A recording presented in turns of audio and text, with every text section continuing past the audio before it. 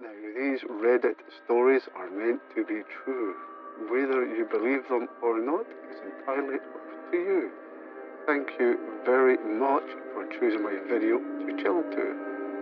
Relax, my friends, settle down and enjoy.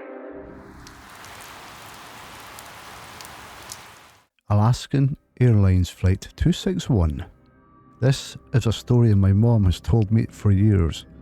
Before I was born, my parents were stuck in Puerto Vallarta Airport, trying to get back to Chicago. Their United flight kept getting delayed over and over. After hours of waiting, like almost 18 in total, they were exhausted and sleeping on the floor.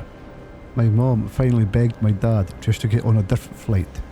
There was an Alaskan Airlines flight going to Seattle, and she just wanted to be back in the USA and figure it out from there.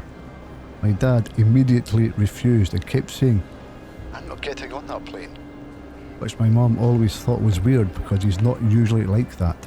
She was sitting there crying, watching people board, wishing she was getting on too. And she said she noticed this little girl, probably around 4, with blonde curly hair wearing a white sundress, walking onto the plane. My mum said after seeing her, weirdly made her feel better for a second, like everything was okay, even though she was upset. The plane left, and eventually my parents got on a different flight home. When they landed, they found out that Alaskan Airlines Flight 261 had crashed and everyone on board died. My mum said she cried for days, especially thinking about that little girl she saw. What's always stuck with me is that if they hadn't gotten on that flight, I wouldn't exist. Which is already crazy. But also, I've tried looking through victim lists and photos, and I can't find anyone that matches the little girl my mom described. If anyone knows where to find a full victims list with pictures or anything, that would be great, just so I can visualise this creepy story my mum has always told me.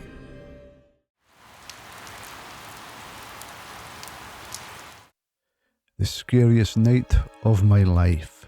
So yesterday, me and my dad and his mate, I'm going to call him John for privacy, we went to Wales. We went to go fishing, but we saw an abandoned church built in the 19th century.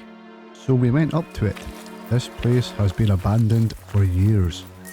When we got inside, we saw something white in one of the corners. We went closer and found out it was a balloon filled with helium. It was tied down and was brand new. We left because we got creeped out. We went to the car and the white balloon was tied to the roof box. We got in the car. We didn't know what else to do. We drove over a bridge, and when my dad drove 1 mile down, we saw what I think was a man. When he realises we saw him, he ran into the forest. We drove 3 hours and booked a hotel. When we woke up today, a white balloon was tied to the front door. We didn't know what to do, so we went to the car. The tyres were slashed. We had to wait hours to get them replaced. And I'm now writing this on the way back. What should we do? Thank God the door was locked. My aunt had recently gotten divorced and had just bought a new house in the city. She originally lived in a big city in Tennessee and moved to a little quiet town. She invited us to come stay. My mom, dad, older sister and I, we're from Indiana. So we plan a trip to go stay. My cousins are just a bit younger than I am. I remember arriving and thinking that it was kind of a creepy little town that had an eerie feel to it. There was no one around, very few cars and no kids playing in the neighbourhood. It's the first night there and we all get settled in to go to sleep. My parents take my aunt's room. My aunt sleeps in one of my cousin's room. I sleep in one of my cousin's room with her, and my sister sleeps in the living room with my other cousin. It's probably around 2 AM and my cousin and I are still up talking. We start hearing like a knock coming from outside wall. We think it's just the wind considering their backyard is fenced in. I then mentioned to her how I feel like I was being watched, and she commented that she did too. So we assume it's just my sister and cousin spying on us.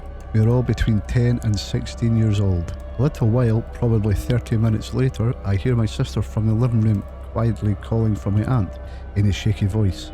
Although I'm the younger sister, I'm also the more protective sister, so I go running to the living room to see what's wrong, and she points to the back door. I look over and we can clearly see the doorknob and door shaking violently. I run and get my aunt, and as soon as she turned on the lights, the door stopped moving. We go get my parents, and my dad goes outside and checks the whole house and finds scratches on the back door around the handle. It's creepy to think that this person was probably watching my cousin and I for a while before he decided to try break in. I'm just thankful he didn't actually get in. We're also not sure how he got in the fence. It's a decent tall wooden fence with no gate. Needless to say, I didn't sleep the rest of that trip. I don't think anyone did. What do you think of these stories? Do you think they're real? Do you believe in them? Have any of you got any stories you would like to share with me? Why not tell me in the comment section below? Thank you one and all for taking your time to listen to my true Reddit horror stories. Very much appreciated. If you liked, why not like, comment and subscribe. Anyway, here are some other videos that you might enjoy. Until next time, I shall scare you later.